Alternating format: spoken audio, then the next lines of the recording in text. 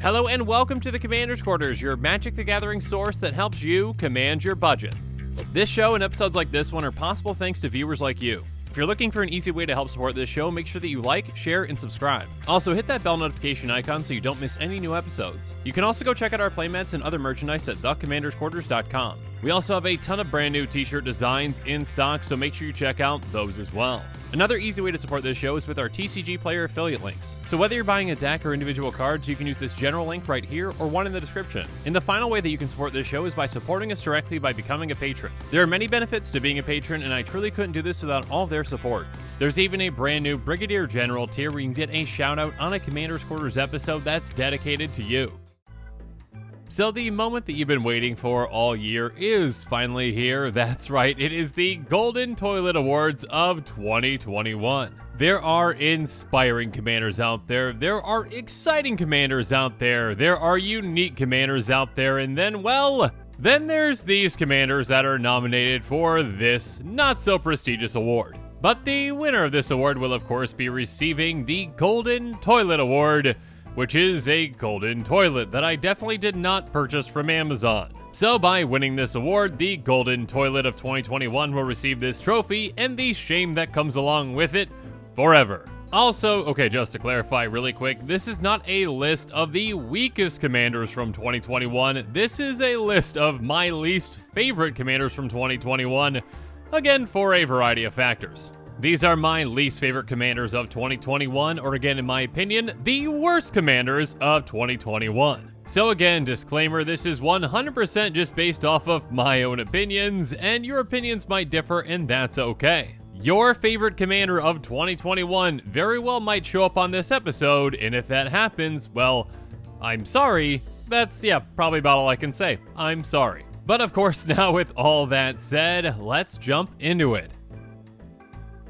So let's start things off with my pick for the 10th worst commander of 2021. And coming in at 10th place, we've got Hamapashar Ruin Seeker. Hamapashar is a very simple commander, a 2/3 human wizard for 1 white-blue, and she has room abilities of dungeons you own trigger an additional time. Now, I actually like the concept of dungeons, and I actually like the concept of a commander that helps you get through them quicker and gives you extra benefits for doing so. So again, whether it's Dungeon of the Mad Mage, Lost Mine of Phandelver, or Tomb of Annihilation, Hamapashar can help you get through there quicker. Or at least I should say, she wishes she could, but you don't really have much support when it comes to dungeon cards. Because with a quick Scryfall search, you can see that there are 24 cards in Magic in this color combination that mention the word venture.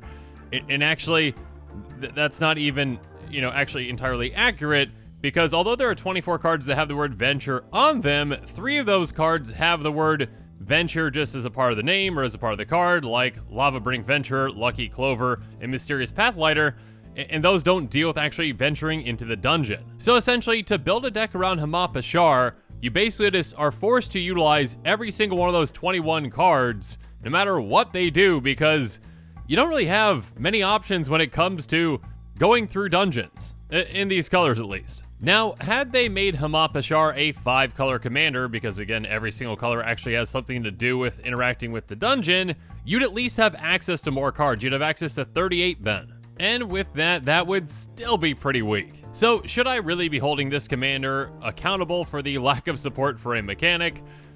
Maybe, maybe not. In all honesty, this commander really just made my list because I do like the concept, but again, when you actually look at, okay, what it takes to build a deck around this, you've got no support, and essentially you have to utilize those exact 21 cards, and it's not going to be a very effective build. So if Hamapashar was given, more access to more colors, you'd have more cards to pick from, and maybe a way to actually venture itself, so that would help too. Again, just a lack of support completely ruined this commander, and maybe that improves in the future if we get more dungeon cards. We will see. But for now, Hamapashar, I am sorry. Okay, I'm not really all that sorry, but you have finished 10th place in the Golden Toilet Awards. It could have been worse. Because now we're moving away from number 10 and on to number 9, which, yes, is worse than number 10. So coming in at 9th place, we've got Torok Dread Cantor. Turok is a 2/1 human cleric that costs 1 and a black, and he's got a kicker cost of black. He has Protect from white, and whenever an opponent discards a card, you put a +1 counter on Turok Dread Cancer, and when it enters the battlefield, if it was kicked, target opponent discards 2 cards at random. So again, like I mentioned before, the picks on this episode are based off of my opinions, and the reasons that I actually picked them for the Golden Toilet Award definitely vary from commander to commander. Now for Turok, the reason is basically entirely because of the card Hymn to Turok. This card is incredibly powerful in a lot of formats, a sorcery for black that says target player discards 2 cards at random. I mean, you play this on turn 2, and that person's entire game plan can just be gone. And of course, if you Dark Ritual it on turn 1, that could be even worse. I mean, this thing is banned in Pauper for a reason. So essentially, there is kind of a buildup of, oh, we might see Turok someday, a legendary creature. Oh, this could be really exciting. I wonder what it's gonna do. Okay, it's just like a weak little creature, and then it also just has, like a kicker cost that is Hymn to Turok, which obviously you're not going to be able to do nearly as early as an actual, Hymn to Turok. And, okay, the payoff really isn't all that great. When you make someone discard, it gets a counter. Whoa. Not only is this an awful commander, but it is an awful waste of a character that had, well, some kind of fame in Magic ahead of time, and then some expectation of just how powerful Turok could possibly be, and it's just this weak little thing that does nothing and no one's gonna play it. So because you are absolutely nothing special and you destroyed my hopes and dreams for you, Turok, you have finished at number 9. And speaking of absolutely nothing special, let's move on now to number 8. Because at number 8, we've got none other than Dorothea Vengeful Victim / Dorothea's Retribution. If you want to see an example of the worst kind of commander that you could possibly design, this is basically it. Dorothea is a 4/4 spirit with flying that costs white/blue, and she has, when she attacks or blocks, sacrifice it at end of combat. Okay, so yeah, a 4/4 flyer for just 2 mana, yeah, that is really undercosted, but you can only attack or block once, and then it's gone. Yes, there are ways around this if you want to blink, etc, etc, etc. Go ahead and build an entire deck around blinking a 4/4 flyer. Have fun. Regardless, it also has Disturb for 1 white/blue, so it's in your graveyard, you can disturb it, or whatever you want to call it, to bring it back out as Dorothea's Retribution, which is an aura that has Enchant Creature. Enchanted Creature has, whenever this creature attacks, create a 4/4 white spirit creature token with flying that's tapped at attacking, sacrifice that token at end of combat. And if Dorothea's Retribution be put into a graveyard from anywhere, exile it instead. So essentially, you pay 2 mana, you swing, maybe you get through on an opponent, probably, sure, okay, there's 4 damage there. Then you pay another 3 mana to get this back out as an aura to put on a creature, and then whenever that creature swings, you get a 4/4 flyer that's attacking. Then if that creature's dealt with, you pay 4 mana to get your 4/4 flyer back out. Then you wait again to attack again, to get in your graveyard again, to put it back out as an aura. Then you do it again, and again, and again, and this is a ton of mana for nothing all that special or effective.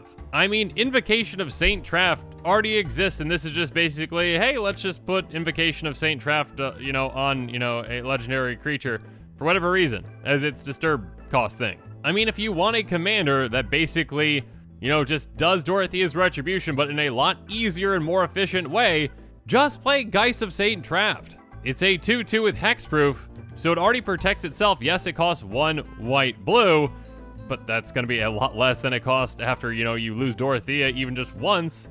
And then whenever it attacks, you create a 4/4 white angel creature token that's flying and tapped and attacking, exile token out of combat.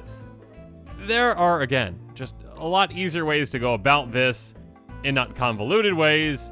And Geist of Saint Traft, that's your answer. Go for it. If you want this kind of a commander, it's already out there. Play Geist of Saint Traft. But if you're looking for a headache and a half and want to play a commander that just wants to keep attacking and dying right away so that you can recast her after, getting her out as an aura, which might help you out a little bit until it's gone, then you got to pay a lot more mana. If you want that, rigmarole, run around, have fun. So for all those reasons, Dorothea Vengeful Victim, you have finished 8th.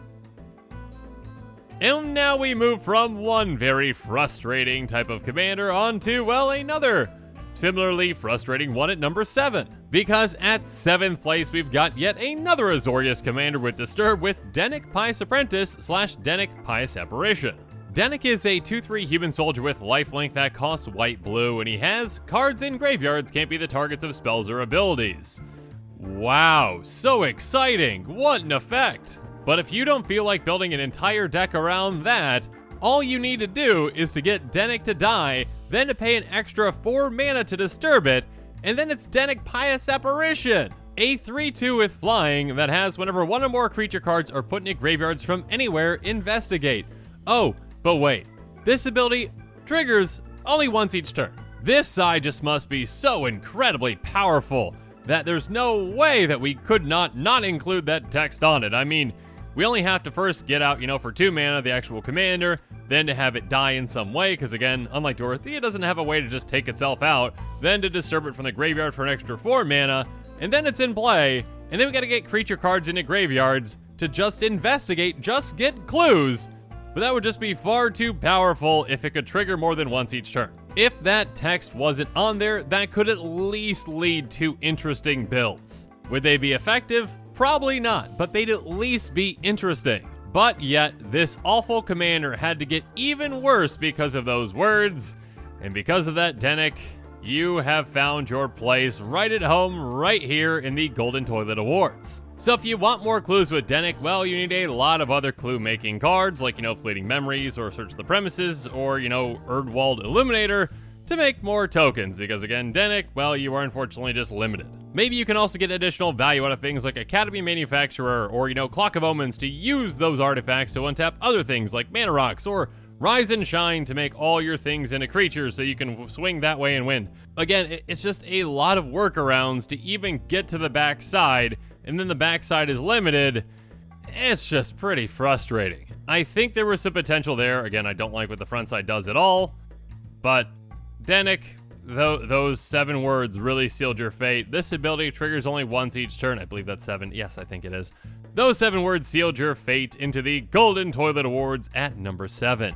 I actually didn't even realize 7 words, number 7. It works, see?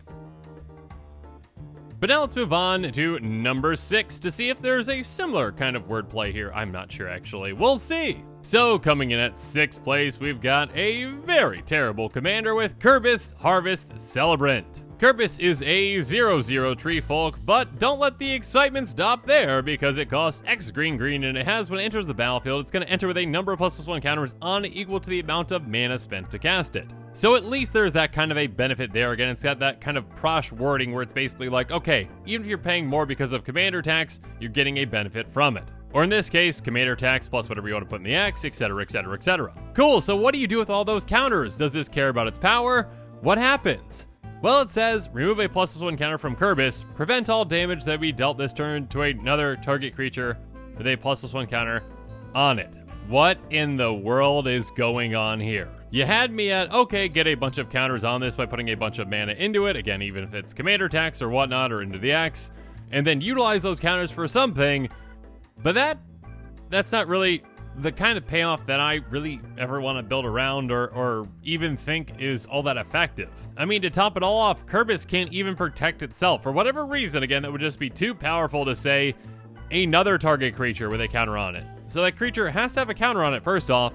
It can't be Kerbis, and I can just prevent damage to it. So get your counter decks ready for this exciting one with things like Forgotten Ancient, Loyal Guardian, and Inspiring Call, which can protect your creatures in a much better way and draw you cards too. And wow, look out when you get Cyclone in play and, keep it in play for quite a few turns by paying its upkeep cost. And then, for each of those win counters, you eventually just, don't pay that upkeep cost and it deals damage to players and each creature based on the win counters. And there you go, there's your giant payoff. You just wiped your opponent's boards after waiting around for like 8 turns with this in play, and then letting it go, and then protecting all your creatures with counters on them with Kerbis. That's exactly how this works. My goodness, this is an awful commander, and again, it's one that really had potential, and I was genuinely, kind of excited about up until I read, that sentence after remove a counter from Kerbis. After that, it just all went downhill. So because of that, Kerbis, you have most definitely finished at number 6. But now let's move from the bottom 5 to the top 5, if you can really call it that again in this kind of a competition, with number 5. And coming in at 5th place, we've got yet another commander that when I first started reading it definitely had potential, and then the potential just went further and further down with Mavinda Student's Advocate. Mavinda is a 2/3 bird advisor with flying that costs 2 and a white, and it has pay 0. You may cast target instant or sorcery card from your graveyard this turn. If that spell doesn't target a creature you control, it costs 8 more to cast this way. If that spell be put in your graveyard, exile it instead. Activate only once each turn. So Wizards promised us more card advantage commanders out there for mono white because they know that mono white is struggling, and this is what we got. Sure, maybe I can cast a targeted instant or sorcery card from my graveyard that targets one of my own creatures on each turn, but I can activate only once each turn. And yeah, if it's not a spell that targets, I have to pay 8 more to cast it. That sentence in the middle right there, if that spell doesn't target a creature you control, it costs 8 more to cast this way. I really don't like when they kind of overcomplicate the way cards work or are worded for no reason. It's going to be very rare that you actually are utilizing that and be like, oh, okay, yeah, I'm going to cast my Wrath of God from my graveyard in my mono white deck, and it costs 12 mana. You're in a mono white deck. When do you ever have access to 12 mana? The entire deck built around Mavinda is just going to be worse feather deck. Just strictly worse feather. Just no comparison. There's no reason to play this. It's not doing anything, all that unique, in comparison to feather, unless you happen to be like, yeah, okay, I'm just going to ramp a ton and miscellaneously be able to cast Wrath of God from my graveyard a second time by paying 12 mana into it. So get out your targeted draw spells like Defiant Strike and Nivea Swifts and Shelter, because here comes Feather. I was going to say 2.0, but it's more like 0.02 or something like that. It's a lesser version. Was that clever? No. Oh, okay. Well, neither is Mavinda, okay? So, But yeah, this commander just existing is, well, kind of pointless in my opinion. It's like Wizards saying, hey, look, we're fixing it. Mono white, see? Card advantage. You can cast cards from your graveyard. Well, they have to make this very specific requirement, and there's other commanders out there that already do it better that you're probably playing instead.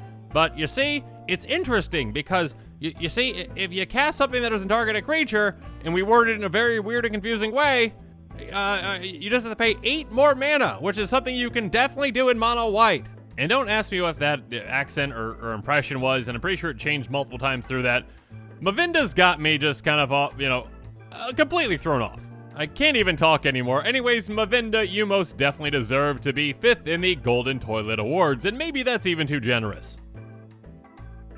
But maybe not after we go from number 5 to number 4 to see what atrocity is here. And coming in at 4th place, and this one might be upsetting to some because I know many players out there do like this commander, Willow Dusk Essenseer. That's right, Willow Dusk, the face of a commander pre-con. Some that, it might be the very first commander that people have ever played. And here it is at number 4 for one very specific reason. Willow Dusk is a 3/3 Dryad Druid that costs 1 black and a green. She has pay 1 and tap. Choose another target creature. Put a number of +1 counters on it equal to the amount of life you gained this turn or the amount of life you lost this turn, whichever is greater. Exciting! This is awesome! Very cool! Oh wait, there's still 5 words left. Activate only as a sorcery. That completely nukes the card. The card is completely ruined with those 5 words. 100% ruined. Wizards, I need you to get these words out of your vocabulary. Or should I say a sentence out of your vocabulary? Whatever that works. Also in triggers only once each turn or whatever. Take all that out.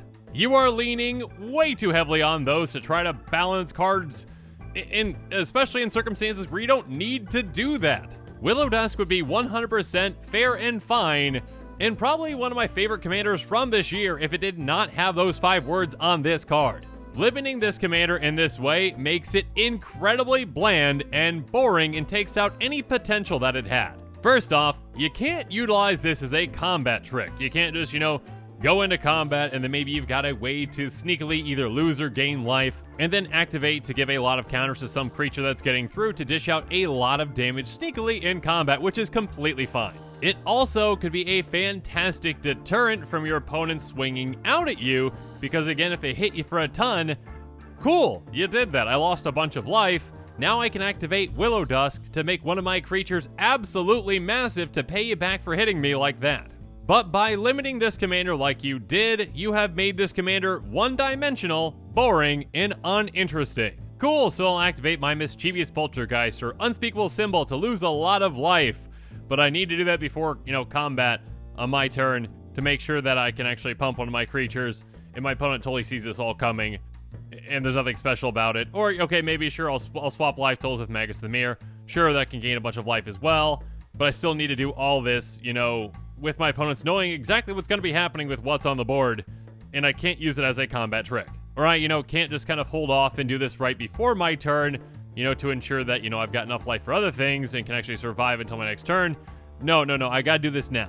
Willow Dusk, you had so much potential, and you could have been so much more had it not been for those last 5 words. 5 words! And you didn't even finish 5th. That's another knock against you. Even though that's not technically your fault. You finished 4th, and you deserve to be there in the Golden Toilet Awards.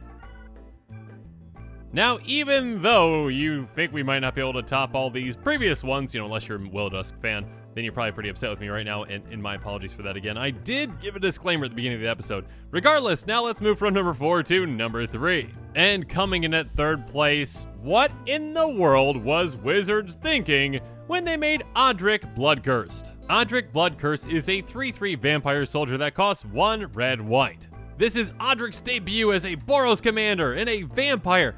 Let's see how exciting this can be. When it enters the battlefield, you're going to create X blood tokens, where X is the number of abilities from among Flying, First Strike, Double Strike, Death Touch, Haste, Hexproof, Indestructible, Lifelink, Menace, Reach, Trample, and Vigilance found among creatures you control. Count each ability only once. Oh, and maybe it's because did you run out of text on this card? That it literally has no abilities itself. It's just a vanilla 3/3 that when it enters the battlefield, unless you've got other things on the board, you get nothing. Not even 1 blood token. Nothing.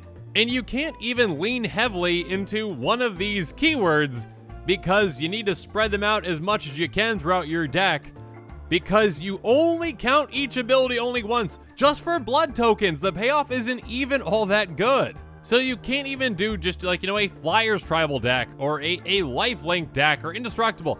You gotta just spread out and just, pick a bunch of miscellaneous creatures that happen to have a lot of keywords on them. And then Odric comes into play and it's like, hey, you did a lot of work for basically nothing. Here's some blood tokens. By the way, I'm just a 3/3. So get your Swiftblade Vindicators ready, your Arrow Responders ready, and Rog ready, because they'll have a bunch of miscellaneous keywords on them, and cool, you get blood tokens. But if there's some overlap between them, and other ones as well, then you don't get to double up on that, because that would be far too powerful. Oh no, more blood tokens. Now, Wizards, I know you got a lot going on, but be honest with me. Did you test Odric at all? Did you have anyone at Wizards over there try to build a deck around Odric and actually play it and be like, yeah, this works fine. This is doing really good. Yeah, I think this is very balanced. We better only count each ability only once, because if we count them more than once, that'd be far too unfair, giving someone more blood counters. And actually, Odric just being a plain 3/3 makes complete sense, even though he's a vampire. So there's no way he could have, First Strike or Flying or Lifelink or Death Touch. Whatever vampires have, they've got a lot of different keywords attached to them. Goodness gracious, Wizards, come on. So yeah, Odric, there wasn't much competition, and you are definitely the 3rd worst Odric, behind the other 2 Odrics, because there's only 3 total now, and you're also the 3rd worst commander of 2021. But now let's move away from Odric at number 3 and move on to number 2. And coming in at 2nd place, the 2nd worst commander of 2021 is... Okay, get ready for it. Here we go. Asmora Nomad Decad Destine Nicole Descar. I think I did it properly once a long time ago. I'm not going to attempt... Okay, I'll probably attempt it one more time this episode, but come on. Okay, A. I'm just going to call her A for now, right? When this card was first spoiled, again, there's a lot of excitement. Okay, look. This name takes up the entire top line. There's not even room for a mana cost. And outside of Rog, this is the only other commander that has a 0 mana cost, and actually... It doesn't technically, its converted mana cost is technically 0, but you can't even actually cast it because it doesn't have a mana cost. It's a 3/3 human wizard that says, as long as you've discarded a card this turn, you may pay Rakdos to cast this spell. Okay, cool. All I have to do is discard a card, then I can just pay Rakdos to cast this. So, cool. Okay, so I need some workarounds to actually get my commander out. So, there's got to be a big payoff for this, right? Okay, so when A, again, I'm not going to try to say the word right now, enters the battlefield, you may search your library for a card named the Underworld Cookbook, reveal it, put your hand, then shuffle. Alright, so this Underworld Cookbook must be amazing. We'll get to that here in a second. Okay, sacrifice 2 foods, target creature deals 6 damage to itself. Okay, well, the Underworld Cookbook better make me a lot of food, because I'm gonna need all the food to actually be able to take out creatures, because 2 foods, per creature, that's a lot, to actually be able to take out creatures. So the Underworld Cookbook definitely is gonna make me a lot of food, right? Okay, so here it is. Okay, artifact for 1, tap, discard a card, create a food token. Okay, only 1 food token for a discard. Okay, discard a card, got it. Okay, that doesn't seem promising, but let's go on. 4, tap, sacrifice it, return target creature card from your graveyard to your hand. Oh no. Yeah, I'm not going to be sacrificing this anytime soon, because in Rakdos, there are very few ways to actually make food, and if this is ever dealt with, well, I'm going to have a really hard time getting this back out of my graveyard, number 1, with these colors. And yeah, it's just not all that promising to actually make this whole thing work, and it seems like a lot of work-throughs to actually make this commander work without that big of a payoff. So I better, be prepared with a ton of, discard cards like Faithless Looting in my hand to be able to actually even play my commander, and then just jam in every single food-making card, even, the bad ones, into this deck. I'm going to be including cards like Forbidding Fruit and Bacon to a Pie and just everything that makes food, because I don't have many options. Again, this commander requires an actual workaround to even get out. And if you don't have that workaround, you're in big trouble. And then once you get that book, you better keep that book in play and make the most out of it, because it's only making you at most 1 food a turn, and you need 2 to just take out 1 creature, and maybe that's not even enough to take out a creature, because some creatures obviously, can survive 6 damage to itself. So because of all these reasons, Asmora, Namard, Akkad, Astine, Nicole, Dakar, I'm sure I messed that up somewhere, you have finished in 2nd place for the Golden Toilet Awards of 2021. I am so thrown off after trying to pronounce that. Alright though, we have finally made it to the moment you've all been waiting for all episode. The moment where I tell you who the Golden Toilet of 2021 is. The worst commander of the year, in my opinion. And the winner, if you can really call it that, of the Golden Toilet Award of 2021 is Turgid, God of Salt. And yes, I do say God of Salt, even though I know the name is obviously God of Fright. Regardless, I do know that there are a lot of Turgid players out there, and if you're one of them, hi, how's it going? Sorry to put one of your, commanders up on this list, especially if Turgid's one of your favorite cards, but you gotta know she is the God of Salt, right? You can't just, ignore that fact. When you play Turgid, you know what you're getting into. This is a salt-inducing commander for a reason. And speaking of salt-inducing, prepare yourself, Turgid fans, because I'm not going to be giving you an explanation of why Turgid is my least favorite commander of this year. It should be pretty apparent. But I will leave you with something, and it's going to be this.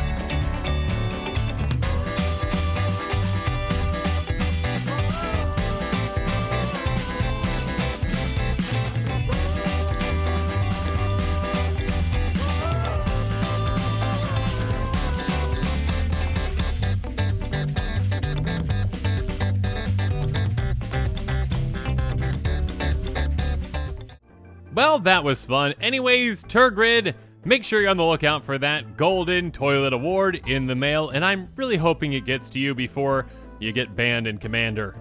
We'll see. Shipping delays around holiday times are quite common, so we'll see just how long you hang in there. But again, a huge thank you to all the commanders out there that competed for this, well, not so prestigious award. And if you haven't seen my most recent episode on the Golden Pig of 2021, make sure you go check that episode out, because it's, well, pretty much the exact opposite of this episode, which again is the worst commanders of 2021. That is the best commanders, in my opinion, of 2021. And instead of getting a golden toilet in the mail, they get a golden pig in the mail, so there's that too. Anyways, I hope that you enjoyed the Golden Toilet Awards. My apologies again to those of you who have a favorite commander or two that might have shown up in this episode. And of course, as always, thanks again and have a good one.